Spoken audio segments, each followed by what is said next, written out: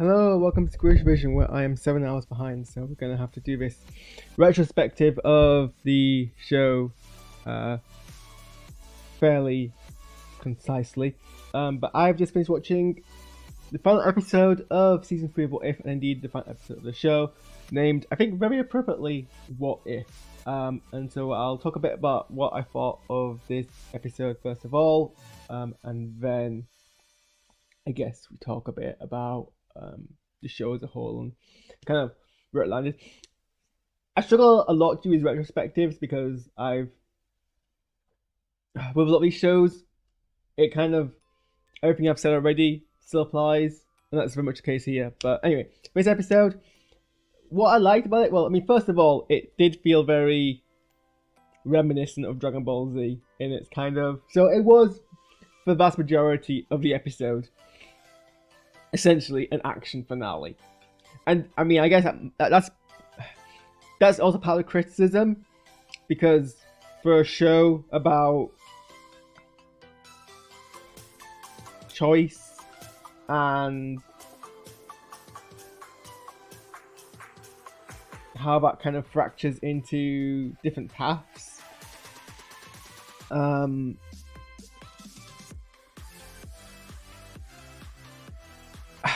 it's like, it's the same. I guess you can apply the same criticism that you applied to Secret Invasion, where it's meant to be this big psychological spy thriller. Who do you trust? What are people's agendas, etc., etc., and it ended in kind of this big fist fight.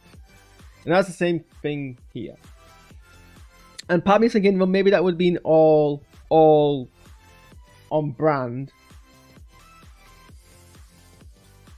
if there was a more multiversal concept in the big kind of beat 'em up, but other than feeling like well, not live action adaptation, but other than like an adaptation of Multiversus game, which I've not actually played, or you know, any other cross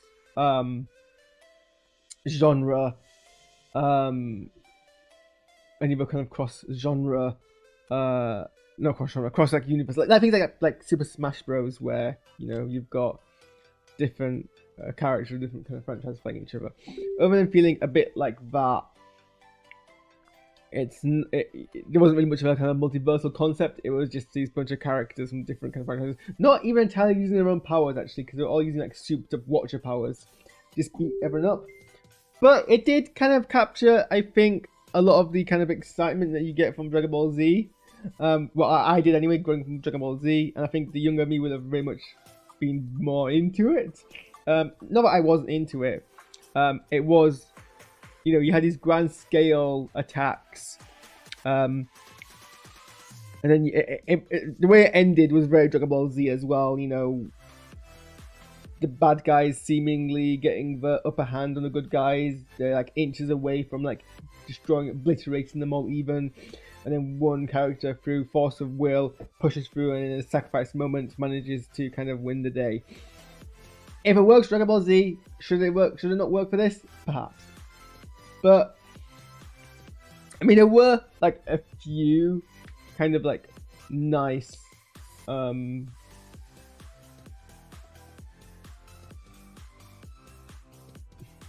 lines about choice and about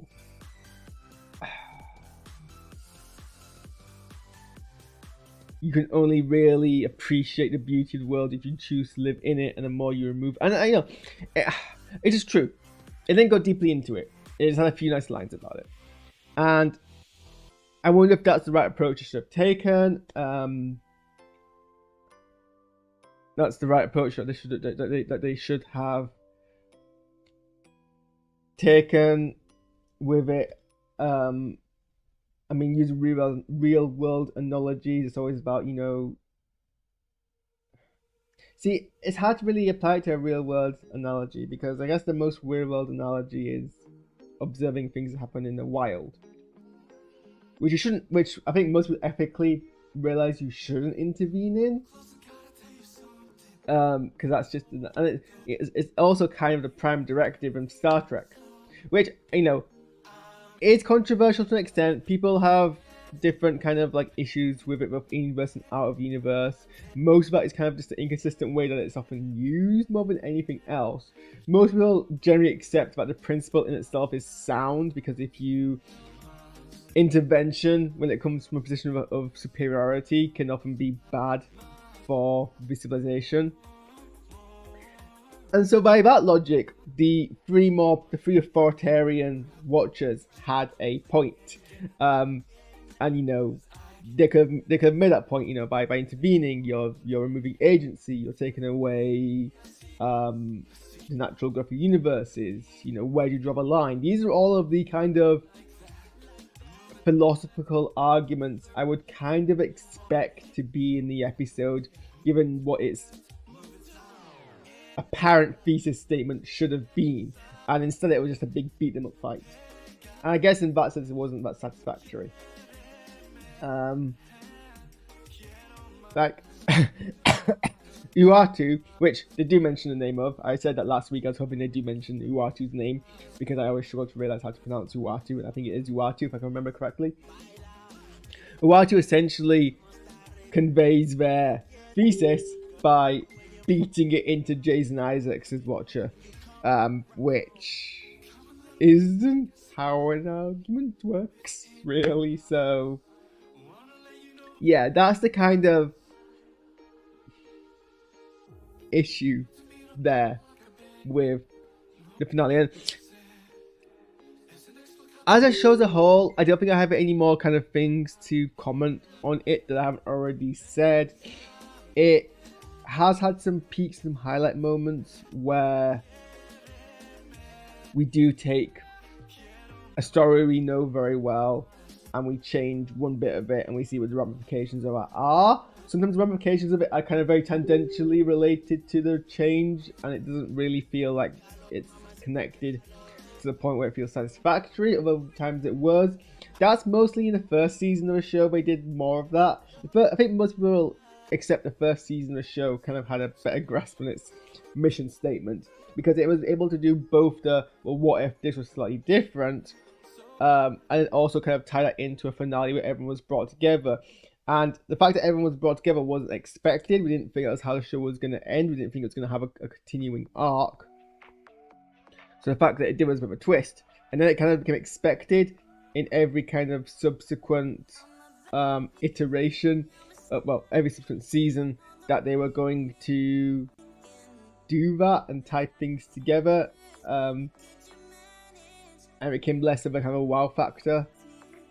And they also kind of strayed away from, and not that this is inherently wrong, but I do feel like, given how limited the episodes were and how broad the concept is, they perhaps should have lent more into the small changes, ramifications, rather than just doing really wild, wacky, like out there kind of variants of our characters that we know. I have no issues, by the way, with Peggy Carter being a core character of the show. I think you do, even in anthology shows, especially nowadays, you do kind of need that connecting kind of tissue, and it can't just be the Watcher, because the Watcher isn't narratively part of most of the stories by design and by narrative implication. So you've got to kind of have a wider people, I see memes of people complaining about Peggy Carter keeps getting brought back. That's fine. Like in this season, she's only in the last 2 episodes. It's fine. But I do feel like they could have. There's nothing inherently wrong with, is my point, with the really wildly out there original stories. That's fine. But it needs to be balanced off with the promise of the premise, which wasn't really delivered a huge amount, I don't think. It's the same way the comics work. You know, you've got comic books, what if series comic books, where they take a small difference, but then you get things like a Spider-Verse multiverse. You get the Spider-Verse kind of multiverse thing where you've already set up this ongoing idea of small changes that you can then play around with, the idea that maybe in one universe Spider-Man is a cowboy who rides on a horse, you know?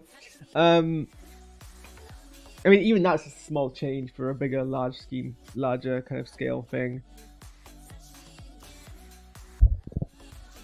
Yeah, like I said, this episode there wasn't really much in it to kind of pull from. I would question if it would have been maybe a more satisfactory ending if it was literally just the entire trial. Also, to answer the Ultron question from last week, I asked, from yesterday, from 2 days ago, I asked myself, time doesn't make sense to me right now. But to answer the Ultron question, no, apparently he just genuinely decided he was going to be good and sacrifice his life. I guess that's fine. He got removed from the show, from the episode early enough that it didn't really become a factor. I was about to make another point before I introduced myself. Yeah, I don't think I've really made any kind of points in this reaction. I've not made entirely before. It was, look, for my criticisms, this was a satisfactory ending. I'm not feeling like, oh, they whiffed it. It is consistent with the rest of how the show has been going in kind of regards to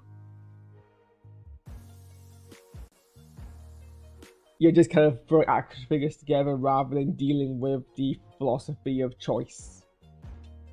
So I can't be like shocked and surprised that the ending didn't do that. Would I prefer the rest of the show to have perhaps dealt with that a bit more rather than just mostly in the first season? Yes, and I think that's pretty much what everyone else on the internet is saying. So I think I'll probably just leave it there because like I said, I'm 7 hours behind on things. And I probably will benefit catching up. Also, I need to watch and react to I need to watch and react to Spider-Man trailer because that seems to be pissing off a bunch of people, and I need to decide if that's genuine annoyance or most likely people being racist. So we'll end on that note. Thanks everyone for tuning in, and I need to go do some stuff and I'm back in a bit. So I'll see you all later. Get out of my house.